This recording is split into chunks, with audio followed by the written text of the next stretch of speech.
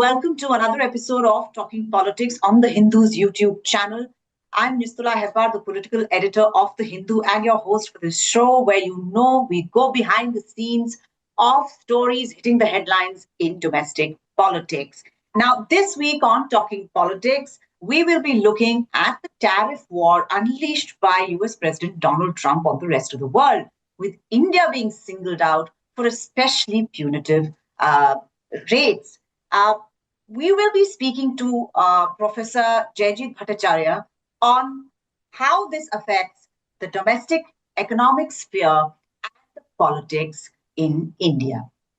Now, to pass the jargon surrounding this issue, as I said, I have with me Professor Jaijit Bhattacharya, who is an expert in tracking economic implications of technology and is the founder and president of the Center for Domestic Economic Policy Research.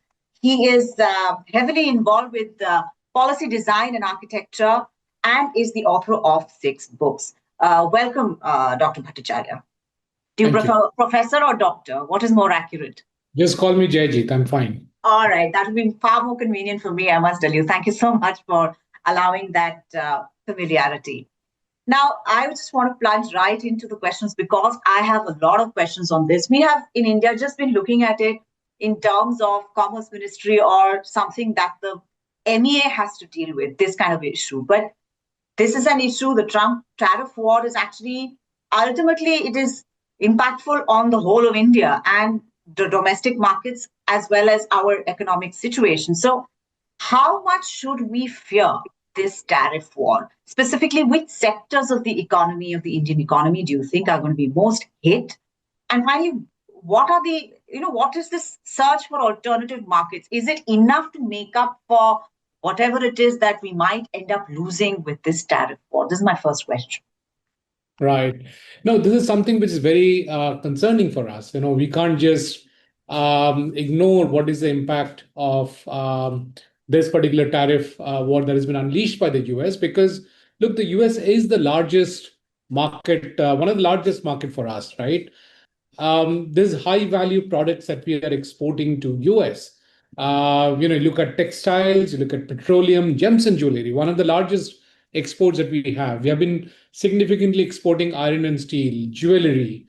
Now, the other part of what we are exporting is that all of them are largely substitutable.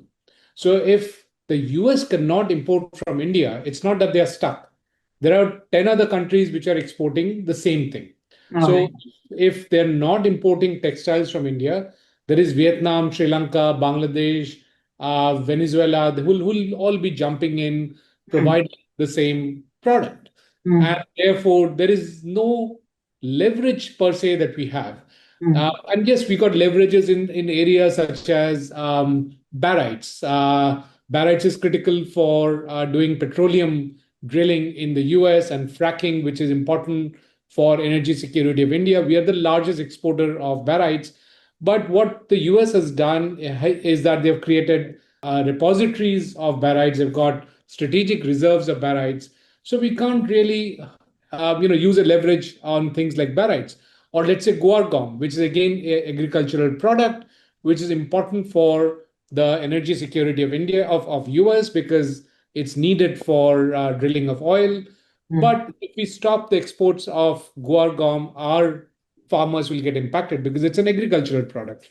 And that's really where the conundrum lies. Because if you look at the China versus US relationship in terms of trade, China has got these leverages where they can take a hit of $40 million in terms of exports, but impact a $1 trillion industry of automobiles in the US.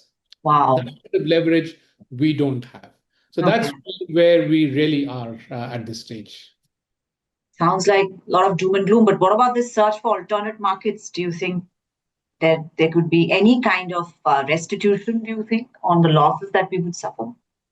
The US is the largest economy of the world and largest by a huge margin. They're roughly 30% of the global economy. So finding a substitute overnight is a very challenging proposition. It can happen over a period of time. Let's also look back as to what is the angst that the rest of the world has with US. If US thinks that they have been unfairly dealt with under whatever rationale, the change needs to happen far more gently because economy and trade and contracts are large ships. It's not a auto rickshaw that you can quickly change track. It takes a lot of time, and if you try to quickly change track, you break things down, you give a lot of pain, and so on and so forth. So yes, India will eventually find alternate markets. The rest of the 70% of the globe is still available, but it can't happen overnight. Every time an import happens, the importer comes and checks the supply chain. Now, especially with environment regulations coming in, for example, any import of textile into US or any developed world has to check if it's FSA approved fiber is being used or not. And FSA basically says that whether the raw material, which is dissolving grade wood pulp, has been from a harvested forest or from a wild forest. And they will not accept textiles which is made from wood which is coming from the wild forest. And and those are matters that needs to be looked at. It's a longish process. In fact, look at the dissolving grade wood pulp, there is actually an inverted duty structure that India also faces. So Right. unless you fix that, because the taxes on dissolving grade wood pulp is higher than the finished coat of the fiber coming in. So those issues needs to be resolved. You see, if I just take one single product, there are multiple issues that needs to be resolved before a contract can be put into place. The government has to come into place. The private sector people have to come into place. The shipping industry has to come into place. It's a longish process. It can't happen overnight with a deadline being given. And therefore, yes, the answer is we will eventually find alternate markets. It will be painful. It may not completely replace the US market, but it will still ameliorate the pain for the people who are involved, for the jobs that are involved behind this. But it cannot happen overnight. It takes So we time. are in for some amount of pain, definitely.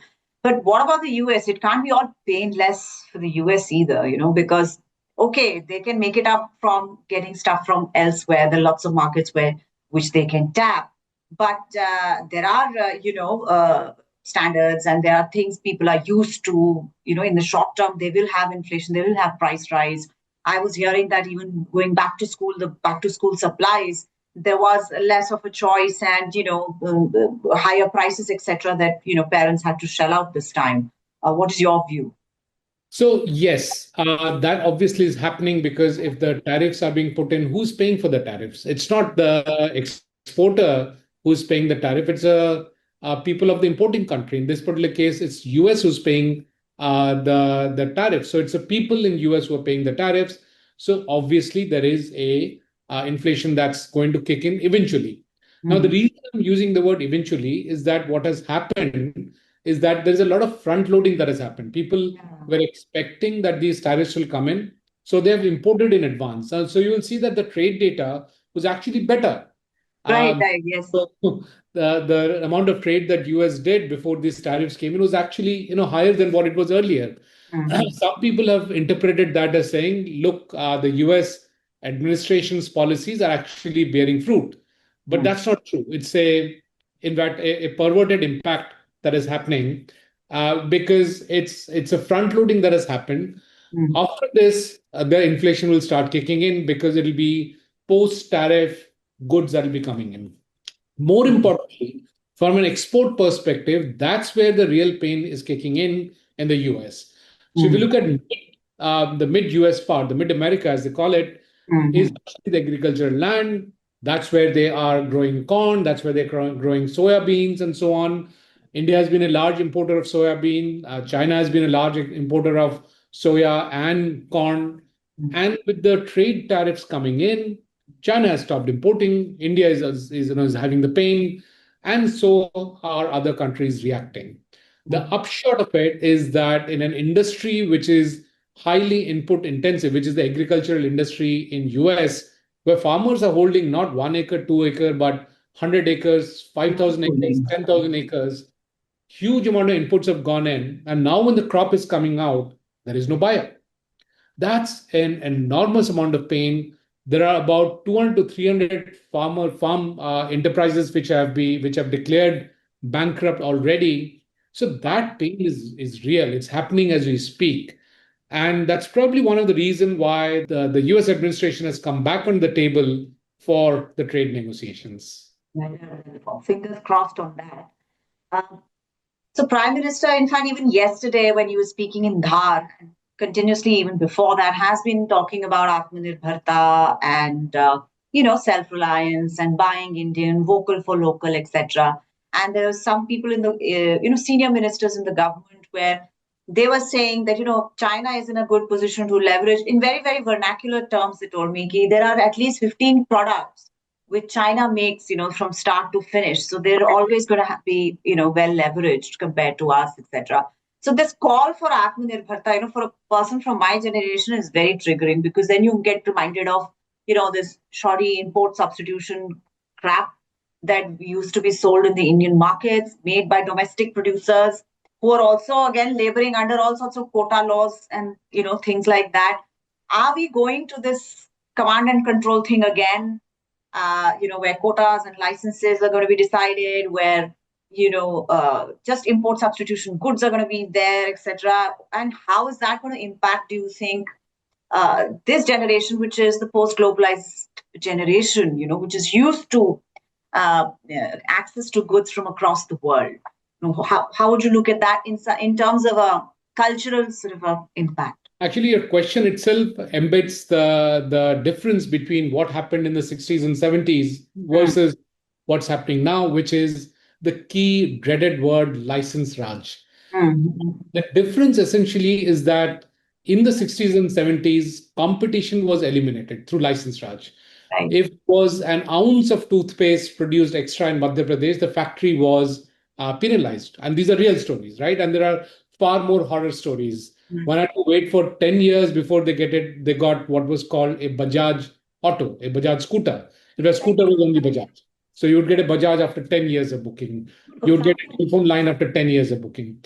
So no, we are not going back to that era. What is happening is that the market is being given to Indians. What has been happening in the last 10, 15 years is that, or for the last 20 years, is that India had opened up its markets, but the rest of the world has not.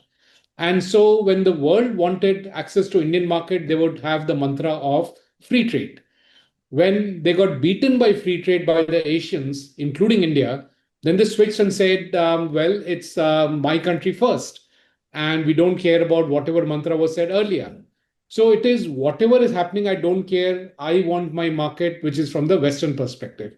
What was happening from the Indian perspective is that there were these terms being thrown that Indian industry is handicapped, Indian industry is inefficient, and we fail to understand how does handicapped, inefficient industries get anti-dumping duties slapped against them, not on quality, because they are crossing all the non-tariff trade barriers of quality and so on and so forth, accessing the US market, accessing the Japanese market, European market, but once their domestic companies are not able to compete with the Indian companies, they are putting anti-dumping duties. They are putting all kinds of trade remedies from their perspective. So clearly, the situation now is very different.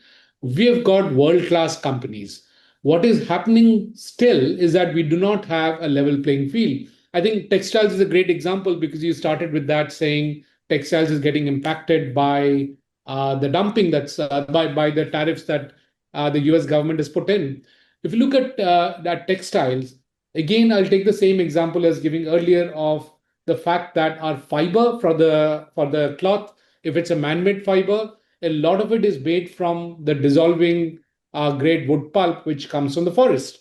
Now, if that is imported into India at a specific tariff, but the Indian fiber, when it's finally done, is zero tariff. So if you import the finished fiber into India, that is zero tariff, but the raw material is tariff, it's not the level playing field. So we need to fix a lot of things inside the country. We need to fix a lot of things outside the country. We still need to get the ease of doing business. There is no license charge happening.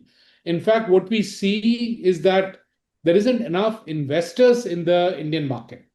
So if you look at the trade data, it's very clear how much of imports we're doing in what sector. And it is obviously cheaper to build locally because you don't need to spend money in transportation on shipping the goods from another location within to India, so you can manufacture it locally. But we have run out of people who can set up factories, who can put in the capital, and the sectors are all open. If there is a sector where it is profitable to invest, we find three or four people fighting very, very competitively and therefore providing the best of goods possible. I think a quick example of, let's say, the Mahindra XUV 9E, which many people are aware of. It's a vehicle by Mahindras. If you compare it to Teslas, I think many people, if you cover the brand name, many people will say, well, I'll prefer the Mahindra over the Tesla. And that's the situation we are in. It is not back to the 60s or 70s where you take a 1940s technology and you got full protection against any competition, and you can merrily peddle that product in the country for 50 years, 60 years. That phase is gone. So now when we say Atmanirbhar, it is more of one, building locally so that we are not open to leverage from any other country. If people remember what happened during COVID, supplies from China were completely stopped. Not only that, those who had set up factories in China, which is the Germans and the French, when they came back to the factories to evacuate the manufactured products, China said that's not allowed.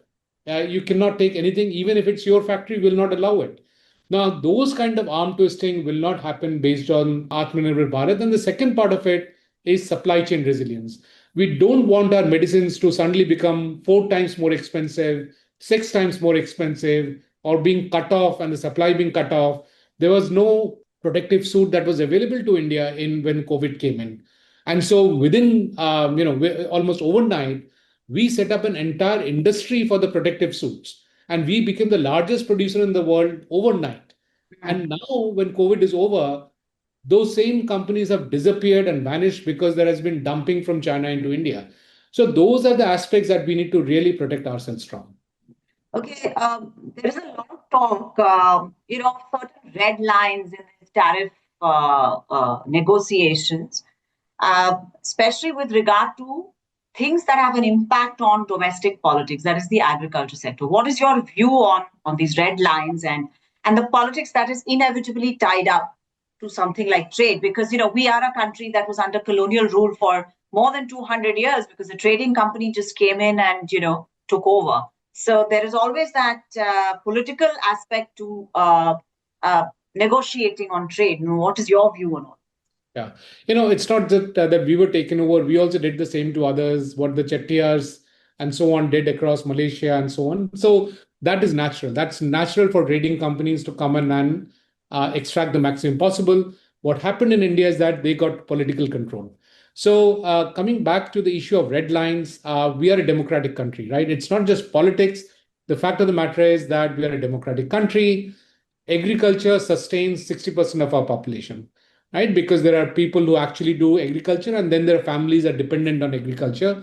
That's 60% of the population. As it is, we're getting hit on textiles, which employs 45 million people. How can we allow 60% of the population being left to the vagaries of how the Western world will price their product? Now, we should also keep in mind that there are certain differences. Because a counter argument would be that, well, it's free world, free trade, let it all be open. The difference is that there are large amounts of contiguous land that farmers in US have. These are corporatized. People have invested from multiple capital requirements and set up huge amount of capital within the agricultural sector, which means huge combined harvesters, tractors. In fact, the tractors that are made in India are called garden tractors in US because they're so small for the US requirement. We don't even build the size of tractors that are used in US. With that kind of mechanization, there is no way that our Indian farmers can compete. So are we saying we'll turn around and turn dead? Then what about food for you and me? Which means that if tomorrow there is a war that happens and somehow the countries from which we import food in suddenly decide that to punish India, they will not send any food. And this happened in the past. One of the reasons why we signed the Five Rivers Agreement, the water sharing agreement with Pakistan, although we were an upper riparian state, was because we did not have food. So the US put in the mandate that we will give you food only if you sign the water sharing agreement For wheat. Mm. for wheat. Exactly. Yeah. Right? And these were also poor quality wheat. That And was poor quality wheat that has left all that tumbleweed across India's countryside. no, and that was a wheat they were feeding to their cattle. Yeah. And so they diverted that and gave it to us. And look what it has done. It was unprecedented because no upper riparian state has actually signed a water sharing agreement. Why will they? What is the leverage? Right? Mm. And we give the water at our own pleasure and at our own will, but not through an internationally signed agreement. So you see, we will give up our sovereignty if we don't have food security. And this is a big red line. It's not just politics. It's about democracy. It's about our sovereignty. It's about the will of our government to be imposed where it needs to be imposed. If we give that up, that's a huge problem for us. Finally, I wanted to ask you, go back into history a little bit, which is that in independent India, in the history of independent India, this kind of a flux, uh, is it comparable to any other time frame? We've had worse times, of course, but can you think of a similar sort of a situation? Multiple, in the sense that, there was the 1971 issue. No, I'm not talking about the Bangladesh war. I'm talking about the oil shock. We, Right. we had a Small is big, beautiful. Hmm. right? In fact, 1991 actually happened because of the Gulf War, where the food prices went up, and also because the price of oil went up. That was the last on the camel's back, which is why we were pretty close to defaulting on our loans, because we had to shell out more money for both the wheat being imported and the oil being imported. 1998, we had the Pokhran blast in May of 1998. I'm forgetting the dates. I think it was 28th May. And post that, immediately sanctions were slapped in, and we were left to our own wherewithal. And thereafter, back channel diplomacy kicked in. There were a lot of conversations that happened, and the sanctions were kind of ameliorated over the next 1.5 years. So we hobbled around for a year. Then we were able to fix things and move forward. And then the US tried their best to fix that problem for the next 20 years. They worked very hard and they were close to solving that relationship problem. I think the situations have changed in the sense that we are no more a $700 billion in economy. We are a $4 trillion economy. We are significant in both in terms of consumption and in the ability to provide services to the rest of the world. So we are very, very linked in. If India is out of the picture in global trade, the cost of services will go up, the cost of many of the goods and that will go up, cost of diamonds will go up. We can go on and make that list. We are 16% of the humanity. The geopolitics of the world will change without India participating. So it's not the same as 1998 at all, or the previous stages that happened, including us running out of food and therefore getting arm twisted to sign on to anything and everything that was put in front of us. So yes, it's a repeat in the sense, we have been denied access to markets, but we are not in the same situation because India is a far more strengthened nation and a strengthened economy than what we were earlier. Basically, we've been in this hole before, but we've got better tools to get out of it as well. Is that what you're trying to say? That we can be scrappy about it. We can fight our way out of it as well. Absolutely, and that's what we have done. We have in the last couple of months turned it around, and not just with US. We have treated all countries with respect, whether it's US, whether it's Maldives, whether it's Nepal, Bangladesh. We treat every country with respect. We have Right. been patient, and we have been working hard on each one of them. I think I can safely say that Maldives and India relationship is back on track, and I can safely predict that the US and India relationship will also be back on track. There have been certain So aberrations that you're happened in far the last more few certain that the months. diplomats on either side. Our diplomats on both sides are very reasonable people. Mm. They have decades of experience. There may be aberrations, as I said. There may be aberrations coming from certain views and visions and policies, but those are largely aberrations. They do get corrected in a very short period of time because, as you started the conversation, the pain is on both sides. When you punch somebody, you also get hit on your own knuckles. So that's what will happen. And if a change is needed, it needs to be guided, it needs to be grandfathered. It cannot happen in a knee jerk manner. Right. And we'll see that happen. There will be change that will happen because the geoeconomics of the world is restructuring, and therefore many sections of the world will face pain, and there will be change happening. But the change cannot be in such a knee-jerk manner. So much, David, and I hope the viewers found it illuminating as I did, because I've also been struggling with just what the impact it is going to have. This kind of a trade war is going to have on the Indian public, on our domestic markets and economy, as well as politics. Politically, I would say that ruling parties have always been better off when opposed by Mr. Trump. Just for an example, the Canadians, and look at Canada and Brazil. So on that front, I don't think Prime Minister Modi has anything to fear, but certainly you and I need to look at our pocketbook, and whatever was discussed, still gird up for some bracing times ahead. Thank you so much for joining me, and thank you everybody for watching.